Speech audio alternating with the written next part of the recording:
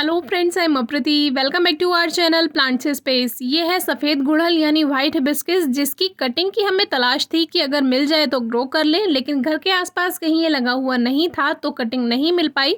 और फाइनली हमने बाहर से जो मोटर रिक्शा नर्सरी पे प्लांट्स आते हैं वहाँ से ये प्लांट लास्ट विंटर में लिया था, शायद दिसंबर में लिया था, और तभी इसको रिपोर्ट भी किया था। वीडियो आपको डिस्क्रिप्शन बॉक्स में मिल जाएगी, ज़रूर चेक कीजिए। तब इस पर कली भी आई हुई थी और फूल भी हमें मिल गया था तभी। अभी हम सोच रहे हैं इसका एक दो प्लांट और तैयार कर लेते हैं, अगर कभी ख़त्म हो जाए प्लांट तो ये हमारे पास लगातार बना रहे। तो नीचे नीचे की जो ब्रांचेस हैं उनको हमने कट कर लिया है और इन्हीं कटिंग्स को अब हम ग्रो करने वाले हैं। सबसे पहले जितनी भी एक्स्ट्रा लीव्स हैं इनको हटा देते हैं।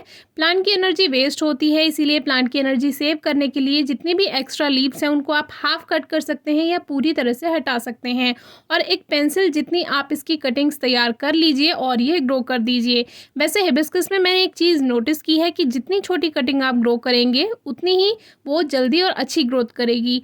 तो ऐसे ही एक पॉट में, जो गुलदाउदी का पॉट था, उसमें हमने टेम्परेरी इसको लगा दिया था।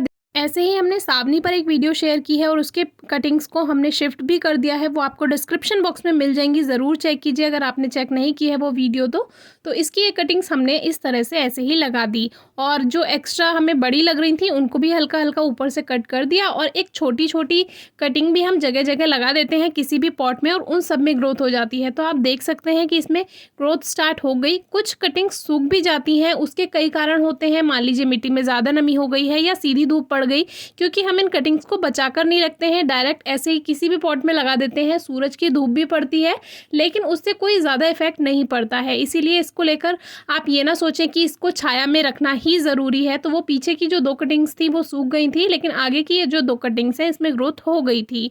अब हमने इसकी कटिंग तो ग्रो कर दी थी और इस पे अभी फ्लावरिंग बंद हो गई थी, क्योंकि पिछले दिनों बहुत सारे फूल इस पर आए थे। और सफ़ेद गुड़हल आपको बहुत सारे फूल देता है, ज़मीन में लगा हो तो ये बहुत ही ज़्यादा फूल देता है। तो यहाँ से हमने दो कटिंग्स पहले ग्रो कर ली थी। अब हमने सोचा इसकी थोड़ी सी ट्रिमिंग कर देते हैं। वैसे तो इसको इस मौसम के लिए ऐसे ही रहने दिया जा सकता था, क्योंकि फरवरी मार्च में फिर से इसकी प्रूनिंग करनी होगी। इससे पहले कि इसमें दोबारा की फ्लावरिंग शुरू होती, हमने इसकी ट्रिमिंग कर दी। थोड़ा लालच आ गया कि फरवरी मार्च तक जाकर प्लांट और भी ज़्यादा बुशी हो जाएगा, ज़्यादा ब्रांचेस बन जाएंगी, तो अभी से इसकी हल्की हल्की ट्रिमिंग कर देते हैं। और कुछ हमें इसकी कटिंग भी मिल गई, जो कि हमने ऐसे ही थर्मोपॉट में एक साथ बहुत सारी कटिंग्स लगा दी, क्योंकि इस तरह से भी जब कटिंग ग्रो करते हैं तो ये वर्क कर जाता है, और जिससे चलना होता है वो चल जाता है, जिससे सूखना होता है वो सूख जाता है। और इस तरह की छोटी छोटी कटिंग्स भी बीच बीच में लगा दी।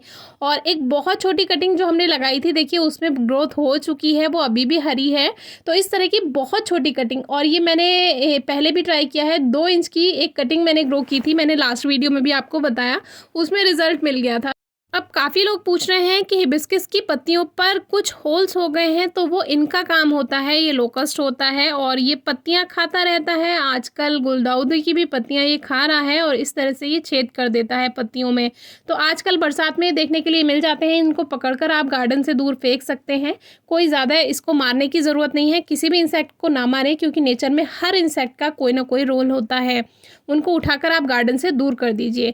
अब देखिए इसमें न्यू शूट्स आ चुकी हैं और डबल ब्रांचेस बन चुकी हैं, यानी जो एक टहनी थी उससे अब डबल ब्रांचेस बनेंगी। और अभी तो सितंबर लगभग ख़त्म होने को ही है, तो थोड़ी ग्रोथ तो हो ही जाएगी। जो ये ब्रांचेस थोड़ी हार्ड हो जाए फिर फरवरी मार्च में इसकी कटिंग कर देंगे। और अब इसमें फ्लावरिंग भी स्टार्ट होने वाली है।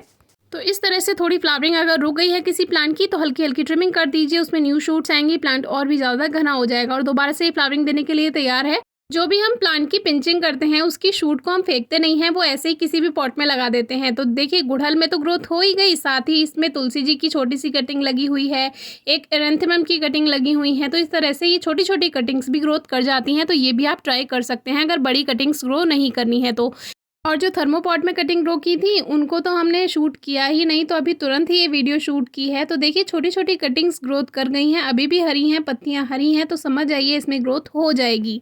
क्योंकि अगर 5 दिन तक उसकी पत्तियां हरी रह जाएं तो उसमें ग्रोथ हो ही जाती है। बस नमी का ध्यान रखिए। देखिए कुछ टहनियाँ इसमें भी सूख गई हैं, क्योंकि बहुत सारी टहनी लगा दी थी, तो कुछ कटिंग्स ग्रोथ कर जाती हैं, कुछ नहीं भी करती हैं।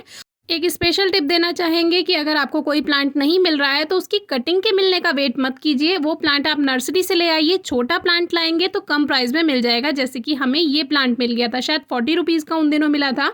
वीडियो आप डिस्क्रिप्शन बॉक्स में चेक कर सकते हैं कितने रुपए का था। और कैसे हमने इसको सर्दियों में रिपॉट किया था। छोटे प्लांट्स आपको 40, 50, 60, 80 इतने रुपए में मिल जाते हैं, तो आप लेकर आ सकते हैं, अभी भी सीज़न है। कोई क्वेरी हो तो पूछिएगा। Thank you.